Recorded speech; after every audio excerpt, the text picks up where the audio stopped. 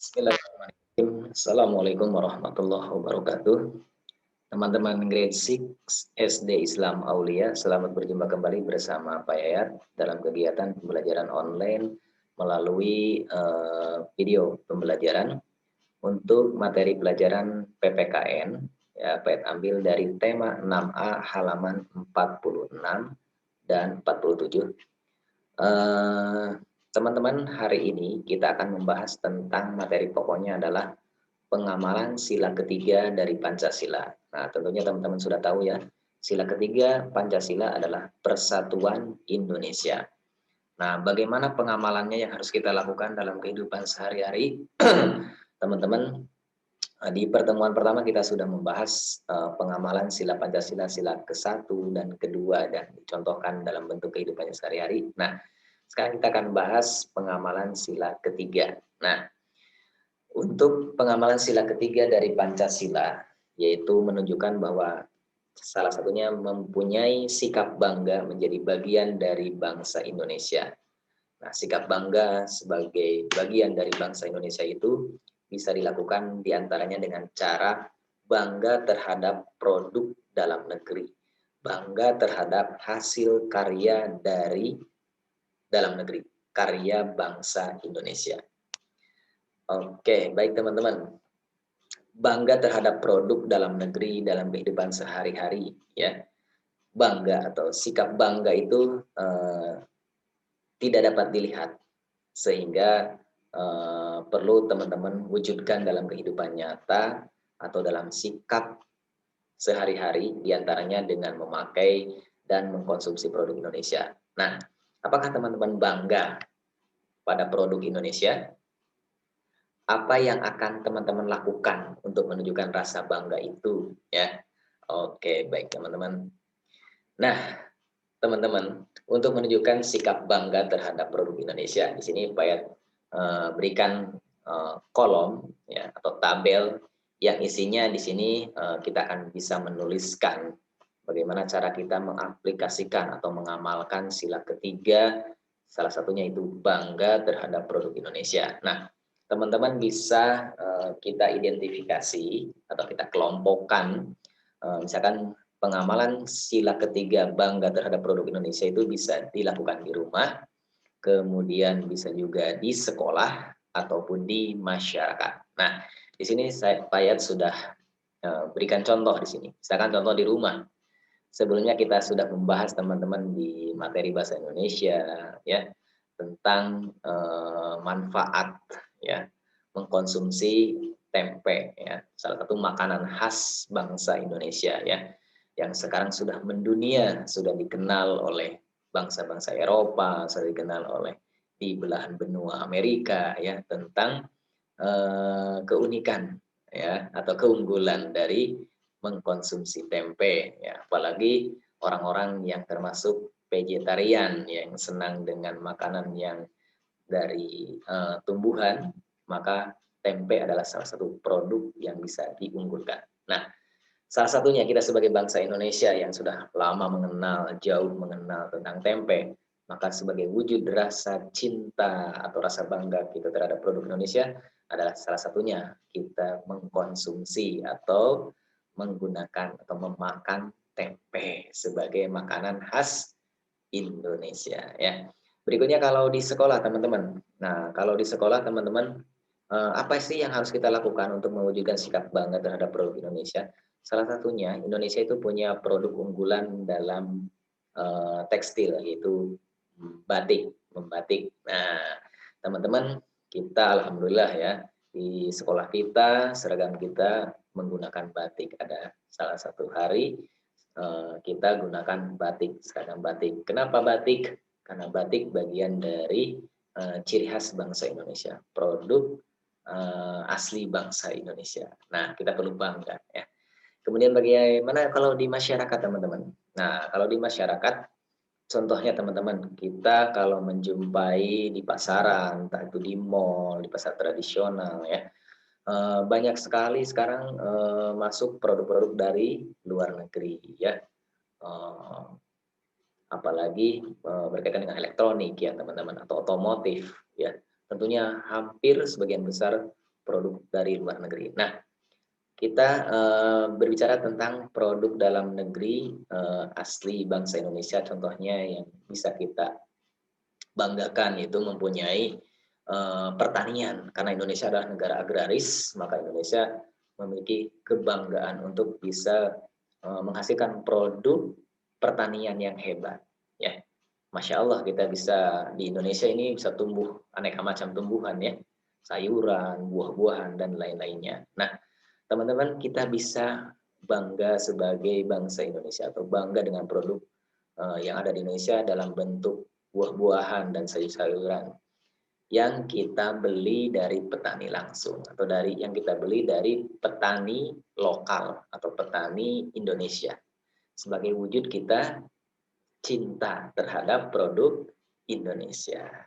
Oke, itu contohnya, ya. Nah, teman-teman bisa lanjutkan berikutnya. Silakan teman-teman mencari bagaimana pengamalan sikap bangga terhadap produk Indonesia itu di rumah, di sekolah, di masyarakat berikutnya, ya. Ini bagian contoh dari saya. Oke, berikutnya teman-teman, kalau tadi kita berbicara tentang contoh perilaku yang bisa mewujudkan bangga terhadap produk Indonesia. Nah, kita akan bahas berikutnya adalah simbol dan makna sila ketiga Pancasila, yaitu Persatuan Indonesia. Nah, teman-teman, kita lihat di sini. Sila ketiga dilambangkan dengan pohon beringin, ya. Oke, simbol sila ketiga dilambangkan dengan pohon beringin. Kenapa sih pohon beringin, ya, yang menjadi lambang persatuan Indonesia? Nah, teman-teman, kita bisa ambil pelajaran atau kita bisa ambil ibroh dari pohon beringin, ya. Pohon beringin, teman-teman, merupakan pohon besar di mana banyak orang bisa berteduh di bawah naungan negara Indonesia. Ya, artinya orang Indonesia bisa dengan aman, tentram, ya, beraktivitas atau melakukan kegiatan di bawah naungan negara Indonesia yang dilambangkan dengan pohon beringin. Berikutnya, teman-teman, pohon beringin juga kita lihat di gambar bisa memiliki akar tunggal yang panjang menunjang pohon besar ini sehingga bisa tumbuh. Nah, akar ini tumbuh sampai ke dalam tanah yang menggambarkan bahwa pohon beringin ini kokoh, ya, kuat. Nah, bangsa Indonesia juga sama, ya, berdiri kuat, kokoh, ya, mengakar, tidak mudah rapuh, tidak mudah roboh, walaupun ada serangan dari manapun, walaupun ada gangguan dari manapun. Maka bangsa Indonesia tetap kuat dan kokoh seperti kokohnya pohon beringin ini. Nah, berikutnya teman-teman, pohon beringin juga memiliki akar yang menjalar. Nah, kalau tadi akar tunggal yang panjang, sekarang berikutnya adalah akar yang menjalar ke sekeliling, ya, di sekeliling pohon beringin ini, ya, di kemana-mana sampai mengakar jauh, ya. Nah, ini melambangkan bahwa bangsa Indonesia yang memiliki latar belakang yang budaya yang berbeda-beda, ya. Ada budaya Minangkabau, ada budaya Batak, misalkan ada budaya dari Sunda, ada budaya dari Betawi, ya. Kemudian ada budaya dari Banjar dan lain-lain, teman-teman. Nah, ini akan diikat atau dipersatukan di bawah naungan Persatuan Indonesia seperti akar yang menjalar dari pohon beringin ini, ya, melambangkan bahwa walaupun berbeda-beda budayanya, kemudian suku-sukunya, ya, tetapi tetap dalam satu bingkai negara kesatuan Republik Indonesia. Nah, kalau tadi kita bicara tentang lambangnya, maknanya, ya.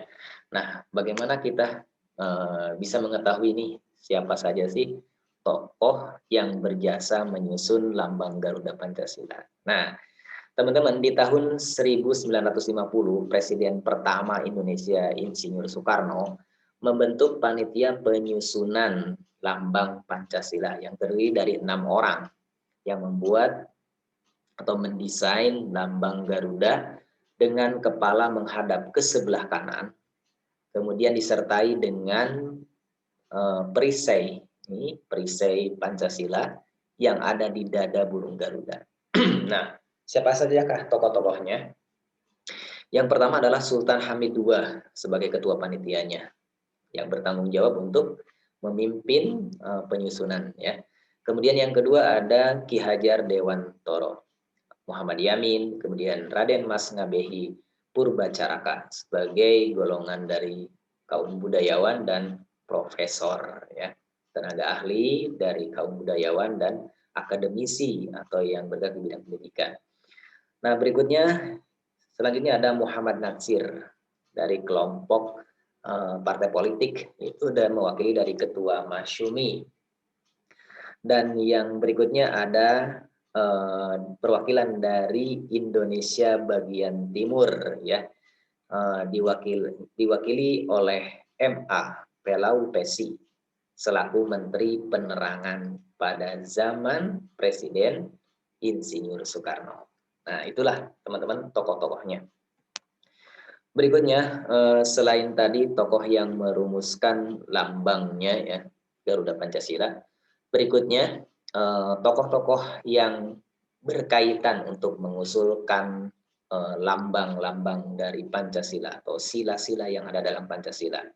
Kita mengenal di sini ada 5 lambang atau 5 gambar dari perisai ini. Nah, dari kepanitiaan itu ada 5 orang yang mengusulkan. Yang pertama yaitu Muhammad Natsir, mengusulkan untuk lambang atau mendesain lambang Pancasila dengan sila pertama yaitu bintang. Kemudian yang kedua yaitu Sultan Hamid yang mengusulkan sila kedua disimbolkan dengan rantai. Ya. Kemudian yang ketiga ada RM Ngabehi Purbacaraka yang melambangkan sila ketiga dengan gambar atau simbol pohon beringin yang tadi kita bahas ya teman-teman. Berikutnya yang keempat ada Muhammad Yamin. Ya, Muhammad Yamin mendesain untuk sila keempat dilambangkan dengan kepala banteng seperti ini ya. Berikutnya yang kelima ada lambang padi dan kapas ya, padi dan kapas. Ini yang mengusulkannya adalah Ki Hajar Dewantara. Nah, ini teman-teman tokoh-tokoh yang berjasa dalam menyusun menyusun lambang ya Pancasila dan Garuda Pancasila. Nah, itulah teman-teman sekilas tentang materi untuk sila ketiga, pengamalan sila ketiga dan juga sertakan dengan sejarah. Oke, sejarah tentang lambang dari Pancasila tersebut. Baik teman-teman, cukup sampai di sini saja. Insya Allah nanti baik sambung kembali di materi selanjutnya. Tetap jaga kesehatan dan tetap bersemangat dalam belajar. Wassalamualaikum warahmatullahi wabarakatuh.